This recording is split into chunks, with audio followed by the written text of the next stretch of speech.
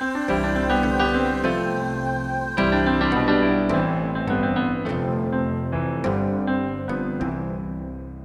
church has kind of been transformed by a recovery ministry that found us more than we went out to create it.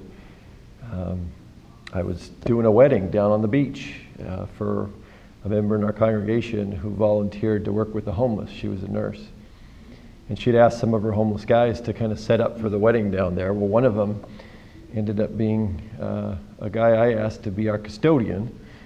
And I remember his first day on the job, still homeless, and he said to me, you know, I'm a raging alcoholic. And that started our time together. And I said, you know, I need you here 6 hours a week, clean and sober. We've got a shower you can use. Well, long story short, that was 9 years ago. He's now president of our congregation.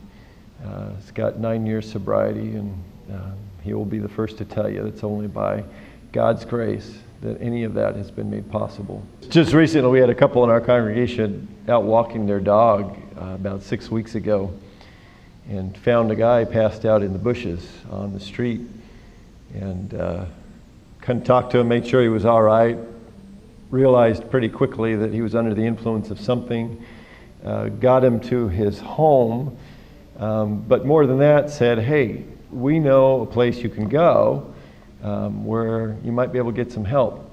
And he said, well, where's that? I said, well, it's at our church. We have a recovery ministry.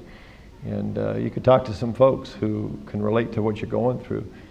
So they arranged to pick him up the next morning, which was Sunday, and bring him to church. And amazingly, he said yes and came.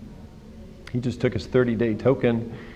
And we're playing in the regional golf tournament this year. Well, our congregation, unfortunately, or fortunately, I guess, is known as the congregation that came in dead last in the tournament.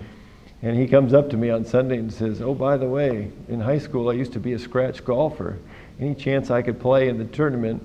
And this couple that had found him said, you know, we really want to make sure he can do that. We're going to pay his way. And so now he's able to contribute and feel like he's a part of what's going on, not only in our congregation, but in the larger church. And those kinds of stories just keep happening in this recovery ministry. And the people in recovery have kind of been this leaven in the larger church that have kind of transformed us. And I think worship and church has just become more real for us in our congregation.